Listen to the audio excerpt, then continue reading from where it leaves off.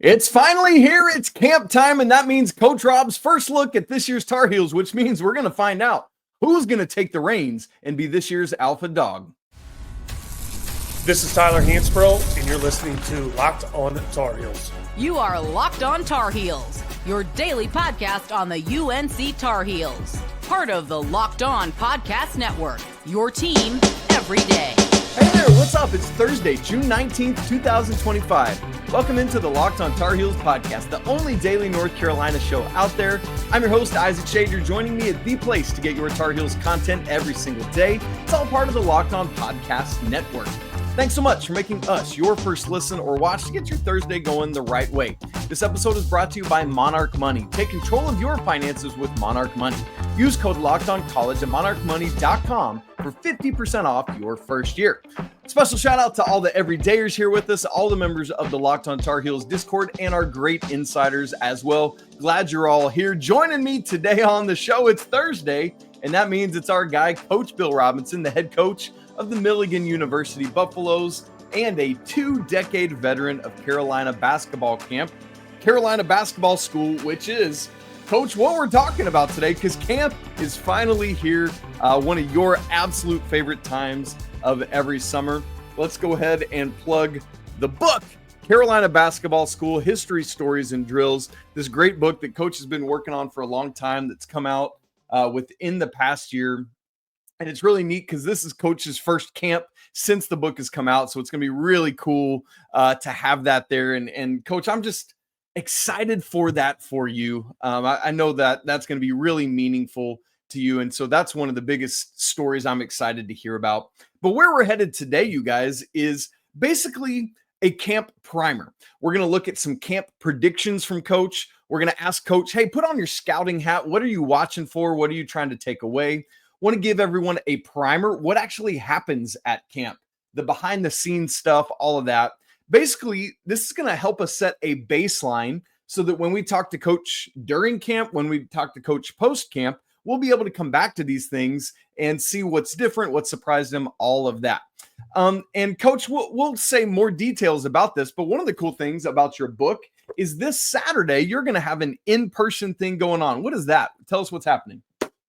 Yeah, it's kind of my first real book signing. Alumni Hall, Saturday from 2 to 4. And I did what on campus here was just kind of a trial run. And I think your parents were the only ones that came. But it's cool. I mean, it was all right. But this is going to be totally different. Obviously, it's in Chapel Hill. It's on Franklin Street. Just reached out to Alumni Hall, and they were like, yeah, we'd love to do it. So we've been in contact with them. And I have no idea if anybody's going to show up. I've asked a couple of my staff guys to come with me, so I don't sit there alone at the table and look like a complete loser. But I am really excited about it. Alumni Hall has been super nice about it, and I am. I'm stoked. I'm really looking forward to just an opportunity to be in Chapel Hill with the book and just give an opportunity to talk about Carolina basketball, which is what I love to do. What you love to do. We just love to talk about Carolina basketball. Man. Absolutely. It's such a neat thing. We'll plug that again at the end of the show. Folks, we'll put it out on social media as well. So make sure you share that out far and wide so that everyone knows about it. We'll talk about it in the Locked on Tar Heels Discord. Make sure everyone knows it there as well. So, Coach, where we're going to start today is with some predictions.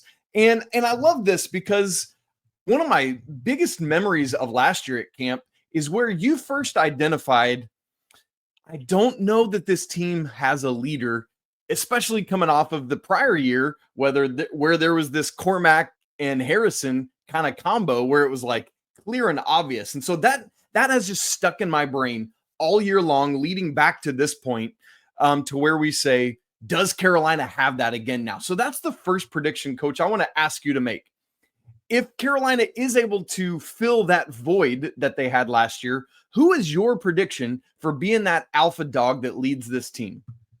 Yeah, I think it's got to be Seth Trimble, and I think just because of his experience and him being there and his personalities too, he can be a leader, and it's pretty easy to see when you go to camp.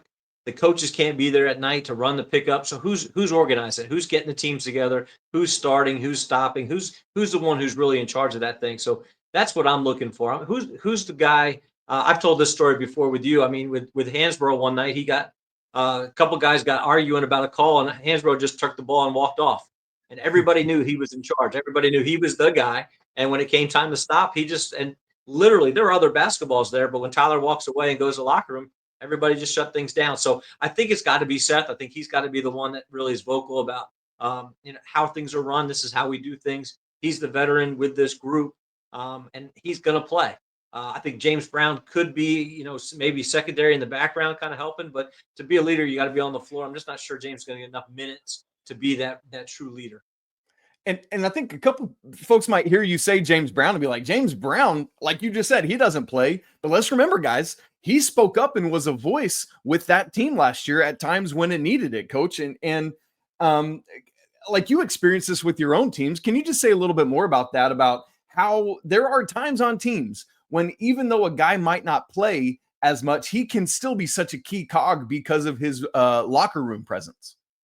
Yeah, from my view outside, everybody loves James Brown. He's just a great kid, and he's got a very exciting personality. He's very well liked. He's very easy to follow, and he's also going to voice his opinion. And the guys respect him, even though he may not be putting up the points or the rebounds or the minutes that everybody expects. He does have great respect among that group. And I think as his minutes grow, I think his role as a leader will grow as well. Coach, I'll ask you about this in segment 2. I wanted to ask more about the mix of current players and alums in those games, but we'll circle back around to that. The prediction I want to ask you to make next is who's like the dog, like the junkyard dog, and I mean this differently than the alpha dog, right? This is not like, it might be one and the same with Seth, but who's like the guy, and I think this would have been Harrison Ingram, for example, 2 years ago, where it's like you start mixing it up and Harrison's on the scene before you know what hits you. He will not let you, right? Like who's going to be that guy that it's like you love him to be on your team and maybe you hate him if you're his opponent? I think it's Caleb Wilson. He's got a little edge to him. Yeah. But he's got that size. He's got that ability to do all those little things and yet still make a huge impact. But I think he loves to compete. I think he wants to mix it up. I think when things happen, again, I'm not trying to compare him to Deion Thompson, but the personality and that kind of role where he can have an impact, but yet Deion did all the little things. He'd dive on the floor and rebound and not have to touch the ball to make an impact. I think Caleb can be that way early, but I think Caleb's more skilled. And I hate to say that for Deion. Hope Deion doesn't see this and is my boy, but I think he's got that talent to be able to do both. But I think when he comes in, he's going to be willing to fight. He's going to be willing to do all those little things. He's my junkyard dog to start with. I hope I'm right. And I think he's the guy that can be that little, again, just that the guy who makes a difference between wins and losses. That's such an interesting point about Deion, because I feel like he's that critically maybe forgotten key piece of the 2009 championship team, right? It's like you think about Ty Lawson and Tyler Hansbrough and Ellington and Danny, and it's like, what about that dude that started at the 5 that just did everything you need, right? Like, so important. And I think you're right about Caleb. Like, he's got this kind of seemingly, like, obviously we're going to learn more about it as you meet him and around those guys next week. But it feels like he's fun and gregarious, but also maybe a little bit unhinged, you know what I mean? And so I think as long as the staff can rein that in a healthy way, like maybe it's similar to what we've seen from Chad Baker-Mazara at Auburn the past couple years in that way. Yeah, and Deion's still playing. Let's give him a shout out, because that group, he was not the most talented, but he's the one. I would love to see his passport, because he has played everywhere. He's been everywhere. Every time I see him on Facebook, he's in some new exotic location with he and his wife, and just he's been able to make a lot of money and see the world without having to be in the NBA, and I'm just proud of him for that. Man, that's true. Still going. It's crazy, crazy cool. All right, Coach, last prediction I want to ask you to make here. I think your answer to this last year, if I remember correctly, was Drake Powell. Who do you anticipate being the guy you walk away from camp going, oh boy, I really like this young man? I think it's going to be Kyan Evans. And he's the one I'm most excited, because I was a point guard, and somehow it's part of maybe a fraternity at some point, because you understand what that means. You can't have a bad day. You've got to run the team. You've got to be that extension of the head coach. But he's the one I really want to get to know. He intrigues me the most, because again, not highly touted coming out of high school, but he just seems like he's kind of an overachiever, and I think he's better than what a lot of people are saying. Oh, we could have got a better point guard. I think he's the guy. I think he's the right guy.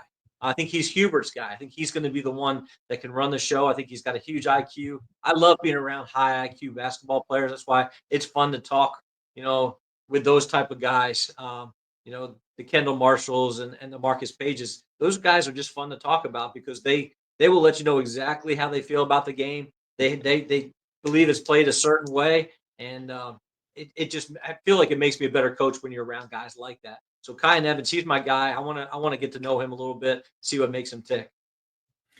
One thing I want to pull out of that, Coach, the point that I love that you made is in the transfer portal, I think people get so hung up on names and dudes that they know, and it's like, we've got to get him. And Carolina got, like with Henri Veesaar, right? Like Carolina went out and made that happen. There are names like that. And I think the truth of the matter is sometimes those guys hit and sometimes they just don't. But then there's this other thing where there are these other, like, maybe not as well known nationally names, like with Kyan, because he played in the Mountain West at Colorado State. Maybe a lot of people didn't know him or see him, but just because you don't know the name doesn't mean you can bash the game. Maybe that's a new rhyme we need to make up, Coach, because I'm right with you. This dude, I think, is going to be legit for Carolina and a critical cog, both from a playmaking, a scoring, a team leadership standpoint. So I'm right with you. I can't wait to see what you take away from Kyan. That's good stuff there. Okay, we're going to move from Nostradamus and take off the predictions hat and ask Coach to put on his scouting hat and tell us, as he watches and gets to know the Heels over the course of camp, what is it he's watching for and how does he evaluate all that in his head? That's where we're headed right after this. Right after I tell you about Monarch Money. Do you ever check your bank account and wonder, like, where did all my money go? Because between dining out and online shopping and entertainment, it's so easy to lose track of it all. Well, that's where Monarch Money comes in. It's your personal CFO giving you full visibility of and control over all your finances. What's neat is that Monarch Money isn't just a budgeting app. It's a complete financial command center where you can track all your accounts, your investments, and your spending in one place. So you stop just like managing your money and you actually start working at building wealth for you, for your family, for hopefully generations to come. And instead of just juggling multiple apps, you can actually use Monarch to check your finances, to track your spending, and even plan long-term goals all in one place. You don't have to have all these various apps, just Monarch Money. My wife and I, we're always trying to make sure we're on the same page financially, and I love that Monarch Money makes that less stressful and more smooth than ever. So join us, take control of your finances with Monarch Money. Use code LOCKEDONCollege at monarchmoney.com for 50% off your first year. Again, that's monarchmoney.com, code LOCKEDONCollege for half off your first year. Coach, I've just asked you to make several predictions for us about who you think is going to fit into certain, I guess, superlatives we could say next week when you start checking out this team. But now I just want to ask you to kind of take us inside your brain as you sit down and watch these late night pickup games, as you sit down at like the more official camp game and watch the guys play. I want to know what goes through your head. What are you watching for? And so let's just start at that big picture general level. What are the kind of things that help you say, yeah, I like that, or ooh, not a good look, right? Go. Yeah, the games at night, it's always fun to watch how the guys adjust to playing a pickup game at 10 o'clock at night with 50 people watching. It's not just a normal pickup game, and it's in front of coaches, it's in front of people, and for a lot of guys, it's their first time, maybe first, second week on campus, and how are they adjusting? Stillman White, who was one of my favorite players. I love the way he played hard. I know he wasn't, a great player at Carolina, but I remember the very first night he was playing pickup, and he walked off the court with this deer in the headlights look, like, I am in the wrong place. I am overwhelmed. And then you get guys when you get an NBA player in, and they just go at them and compete, and they're not intimidated, and they look like they belong. And I can remember, seeing Harrison Barnes the very first night he was in the gym, and he was the number one recruit in the country. and he walked in and he had an air about himself, and he confidently walked on the court, and he took that second shot after missing the first shot, and he just kept playing, and you just knew there was something different about that dude. And that's what I'm looking for. I'm looking to see how they interact with the pro guys when they're coming back, and what kind of even body language, how they act with their teammates, and who gets to play and who doesn't get to play. That's a big one. You got all these guys that, not everybody's going to be in the first group. Who's in the first group? That shows me too, kind of who they think should be in that first group. That's not the coaches setting that first, those 5-on-5. It's the guy setting it up. And Van Allen Luka wasn't in the first group last year. He was kind of off to the side that first, the first week that I'm there. And of course, things change over time, but you can get a better feel for how they feel about each other by how the run is organized. Interesting. And that brings me around to the question that I was almost going to ask you in the last segment. You talked about, excuse me, I can't catch my voice. That time that Hansbrough took his ball and went home. Who kind of controls those games? Is it like you talked about Seth? Is it more the current guys lead out and the pro guys kind of take their leads there? Or do the pro guys lead out and the current guys kind of take their cues from them? Depends on who the pro guys are, because even those guys, and it is usually the point guard guys. It's the point guards that come back, and they're the ones. It's the Shammond Williams. Shamon's in the gym. Of course, he's not playing anymore. He's like the old guy now, with like us. But Shammond ran the gym. It didn't matter how long he was in there. Raymond Felton ran the gym. One of my favorite stories about Raymond is one of the freshmen picked him in game point, and Raymond called foul. And the freshman guard was like, "I didn't touch it." And he goes, "Foul." But I didn't. He's like, "Foul." And as he checked up the ball, Raymond said, "Good defense." And then he threw the ball and started it. And he acknowledged that there was no foul, but he's got the ring. He's got the seniority. And if he says foul, everybody's got to respect him. So that's part of it, And if it's an older guy, if it's like Danny Green was just so laid back, he would never organize. I mean, the last time Danny played, he ran from the locker room past everybody right on the court and just played with who's on my team. All right, let's play. And that's the difference between the guys. And Danny doesn't really care. He just wanted to play, and he was working on his game. And it's just different for each guy. But when it comes to the actual current team, I hope Seth is the one. That's the first thing I'm going to look at. Who's running the gym? I hope it's Seth, and I hope he kind of keeps that thing tight. And what I like about it with Seth is he's not just a current player. He is a 4-year senior who has played every year in this uniform, right? And I think that, especially in this era, brings about a level of respect and he's a legacy guy, right? With JP having played at Carolina before him. Coach, do you feel like you typically learn more about the guys from those late night pickup games or from like the official camp game?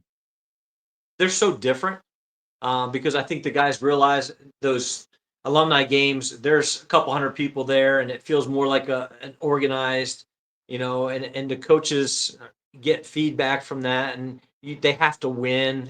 I mean, Hubert, a couple years ago, they got beat bad the first week, didn't take it very serious, and I stood in the hallway and I could hear Hubert, getting on the team, and I was like, man, I think I probably just need to get out of here. But it is a little bit different, maybe a little bit more laid back at night, and the guys are just playing, and they're working on their game, and they're working on how to get together, and they're not really. I mean, you lose, you may have to sit a game. It's not the end of the world.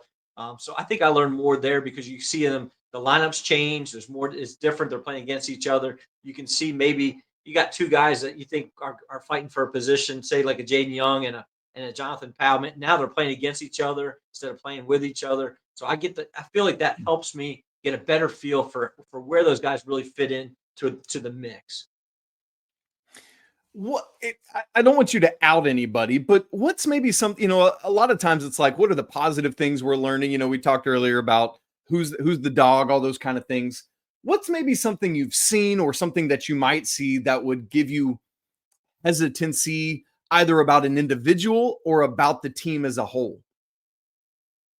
I don't want to be super specific, but there was a transfer came in last year that didn't shoot the ball particularly well for the year, and he looked a little overwhelmed with the quickness of the game. He transferred from a maybe not a Power Five conference, and we don't need to talk about too much to figure this one out. But he looked overwhelmed last year. He didn't shoot the ball well. He didn't look like he fit in defensively, and the athleticism was just different. And that's what you're looking to. Are these guys flowing up and down the floor the way an athlete flows up and down the floor? Are they able to defend at multiple positions? Are they able to compete in a certain way?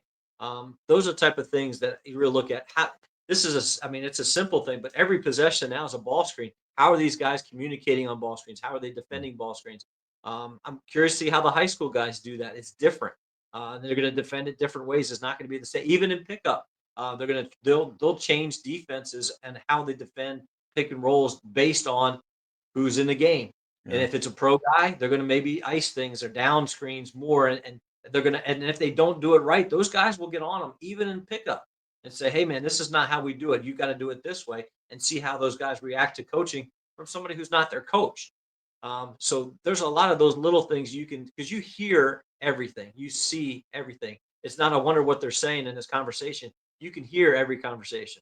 And that's why when I took my son when he was 10, I just apologized and said, "Hey, you're going to hear some things you wouldn't necessarily hear in my gym." But it's good to be able to hear how they're each other. And again, you learn a lot about how they interact and how the progression from being, taught from those pros back down.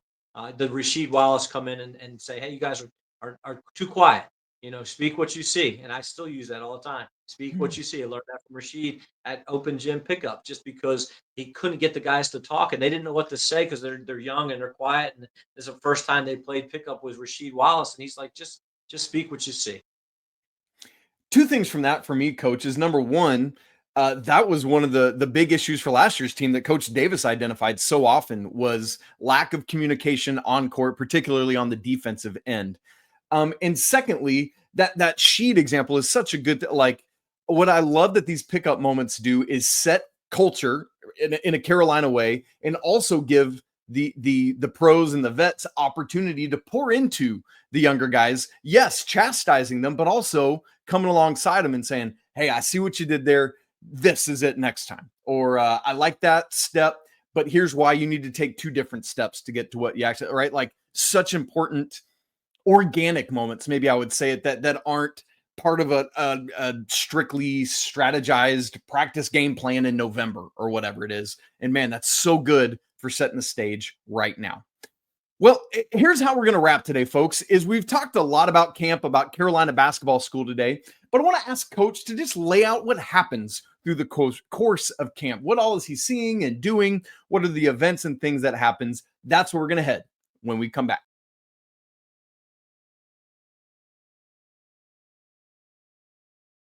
Okay, where we head now to wrap up the show is I want to ask Coach to just give us a primer of what camp's like. But before he does so, let me remind you that he's already given you a primer in book form, right? Like, it's all here. Check it out. That's why I love this book so much, is because it just takes you inside something that maybe you never will or never have done so, but it's just so much good content. Carolina Basketball School, check out Coach's book. Okay, but Coach, give us just, again, a living, breathing version of what just actually happens throughout your time at camp. Yeah, the schedule's been the same forever. Bill Guthridge set the schedule, and it's still exactly the same. It's going to change a little bit this year because the camp's been condensed a little bit. But get up in the morning, have breakfast, go to the bus line. You have bus checkers, make sure everybody's there. None of the gyms are within walking distance, so you have to get bused on the same buses the Carolina guys drive. I mean, they're really nice charter buses. It's not a school bus. Stretch. Fast break drill number one. It's the very first thing that's in my book. After chapter one, they talk about fast break drill number one that Coach Williams ran forever, and I think Coach Smith actually designed it. But it's all about just basic transition drill and the fundamentals of the transition drill. Into stations, there it is. Yep. And then stations into team play, and then you get a little bit of a break, and then this year they're actually going to play games in the morning, which they've never done before, to be able to keep the same amount of games as they have it in the past. Head back to the Granville, have lunch, and then in the afternoon they would do a teaching session. The way they bring the buses in, they would do a guard session first, post session, have one of the former guys talk, Talk about free throw winners. They do the free throw contest at the end of the morning session, and then they would announce the winners, which is always a really cool tradition for me. I've always thought what a great thing for a kid to be able to stand up and say, he was the little Tar Heels free throw winner of the day, and have everybody clap for him. It's really cool. That's But neat. that's what they do in the afternoon. Have somebody come in and speak, and they have the guys be able to work out, and then dinner, and then you play games at night. So from a coaching perspective, we got 3 hours in the morning to get the afternoons off. That's why I can do the book signing in the middle of the afternoon on Saturday, because we get the afternoon off. The guys can play. You can play golf if you want to play golf. Coach Williams' famous line says, we'll pay for the green fee, but if you're too lazy to walk and need to ride a cart, then you got to pay for the cart yourself. And then a couple hours of games at night, and then get to watch the guys. I usually bring snacks in my bag, and so I just stay in the Smith Center at night and get out a Gatorade and a bag of chips, and I sit there and watch the guys, and then head back to the dorm whenever they're done, 11:15, 11:30, go to bed, and do the exact same thing the next day. So it's a really cool thing I know it sounds kind of terrible for some people to move back into the dorm, but to move back into the dorm for a week with your friends, with no responsibility of the kids. The dorm staff does an unbelievable job taking care of the kids, so we don't have to deal with them at all. If we see something, we can say hi or whatever, hang out a little bit, but we really don't have any responsibilities with the kids, and we get a chance to, eat. You don't have to prepare a meal. You don't have to clean up a meal. You eat, hang out, and be with your friends, and work a little bit in the morning, work a little bit at night. But to be able to spend time with coaches and get the chance to see Carolina play, it's a pretty cool deal. So I'm really excited. I've had the opportunity to bring my whole staff. I've got 3 or 4 of my coaches coming this year. So it's good for us too to be able to spend time, and then we can watch the games. We can talk. Hey, this is something we need to add. Hey, why have we not been doing this drill? Hey, we really need this action. We need to incorporate into our program. So when people see us play, they'll say, "Well, you run a lot of the Carolina stuff." Well, yeah, we see it firsthand, and we're able to teach it from the inside out, and I think that makes us better coaches. I would say so. And so, Coach, there are 2 sessions of Carolina basketball school. What happens in between those? Yeah, first session ends at noon on that last day. We get one night off, and I'm not even sure what I'm going to do that night. But we usually get something good to eat and sleep, and that's really what we try to do. But then Montrose camp starts the next morning, and the father-son, father-daughter camp. And that camp is completely different. Eric wanted it to be casual, wanted it to be maybe not as competitive, but they do stations. They play games, but the games are half court, and they're younger kids, and they're 5-on-5, and we usually end up just officiating that. While the players, both from the women's team and the men's team, are the coaches, so they're getting coached by the actual players. Elijah Davis was my coach last year. We co-coached together. He coached, I officiated. But then they do a little session. They actually do an NBA combine style for the kids, where the dads go and actually get somebody to come and speak to them about what it's like to be a dad of an athlete, or what it's just to be a dad. And Hubert actually spoke before he became the head coach. And Anson Dorrance has come and talked, and they've had all kinds of different leaders that would come in and talk to the dads while the kids are doing the combine stuff, and then they would play games at night. And it's a day and a half, but all the food is catered, so you just kind of sit up there in the concourse, and they bring out sandwiches and boxes, or bring out barbecue, and but it's just a really cool time. You get to spend a little bit more time with the players that way. That's because it's more casual. I saw the list of the guys working it. I think there are 4 7-footers working camp. The Matt Wenstroms, the Tyler Zellers, and it's just to be around those type of guys that are now in their 30s and 40s that still come back to be part of it, because it's Eric's legacy. It's part of what he established. Those guys will come back and do anything for him, and now that he's gone, I think even more so they want to come back to help Laura and the kids continue this tradition of the Montrose father-son, father-daughter camp. Man, that's good stuff. Yes, I love that has been able to carry on as a great way to remember Eric, and clearly part of his lasting legacy around Chapel Hill and the Dean Dome. Man, it's good stuff. Coach, very excited for you to hit the road. As folks hear this and watch this on Thursday, you're taking off on Friday to get down there. But I want to help plug just a couple other things for you. Earlier today, Wednesday, before you and I recorded, you had another podcast recording that you were part of. What's going on there, and when can people check that out? Yeah, I got a chance to talk to Inside Carolina. I don't know what they're supposed to post it by now. I hope they do, but it was all about the book. It had nothing else to do. Just talking about the book and how it came about. And again, it's been a huge blessing for me. It's been everything that I wanted it to be. And it sounds really simple. I didn't want it to. I mean, I didn't expect it to be a bestseller, and it won't be. But I wanted to be able to hand a book to Hubert Davis. I wanted to be able to hand a book to Roy Williams and to Wanda, and to be able to give one to my mom. And I really wanted it to be something that people knew that Carolina was different, that it was a true family, and it extends out into camp and into Montrose camp and into a lot of different things into the community. But it's Carolina's different. I didn't want people to forget about Frank Fuqua. I wanted them to know about the relationship between Porky Spencer and Roy Williams, and so much things that people just don't realize how human Coach Williams really is. And I think that's part of it too. I wanted people to know that Dean Smith and Bill Guthridge are just they're special. They're different than what other people, other programs are used to. And it's a really special place. And I'm very fortunate to be just a little bit piece of that big puzzle. And that's fun. So make sure you go check out Coach Rob on the Inside Carolina podcast. That'll be good stuff. Also want to remind you all about Coach's book signing this coming Saturday. If you're in the Chapel Hill area or just want to drive in and go hang out on Franklin Street, head on over to Alumni Hall. Those guys do a great job. We've done some stuff with them before, but would love for you to go check out Coach. Obviously, he's going to have copies of the book. Would love to sign it for you and meet you. Even if you don't have a book or have no intentions of buying one, just go meet Coach Rob, because that would be great. But honestly, go buy a book while you're there. Coach, one more time on the details for Saturday's book signing. Yeah, Saturday, 2 to 4, Alumni Hall right there on Franklin Street. So I'd love to, get a chance to hang out and just talk. I just want to talk Carolina basketball. I love to talk about camp, love to talk about Carolina. So I'd love to see you there. It'd be awesome. All right, guys. Great stuff from Coach, as always. I hope you feel like you're primed and ready for what all's going to go on at camp. Obviously going to be this is one of our best times of the summer, because this is where we get our first inside look at this team and how it's going to come together. Obviously, no Luka Bogavac yet, but hopefully he'll get in sooner rather than later. But this is what you're getting here on Locked On Tar Heels, this inside look from Coach Rob that other people aren't getting. So make sure you're dialed in with us over the next couple weeks as we unpack all of that from Coach Rob. Coach, safe travels. Have a great time at camp. Can't wait to talk to you while you're there. Folks, if you've not subscribed to the show on video and audio, make sure you do that right now so you don't miss a second of what we're doing here on Locked On Tar Heels. If you're not part of the Discord, we'd love to see you in there.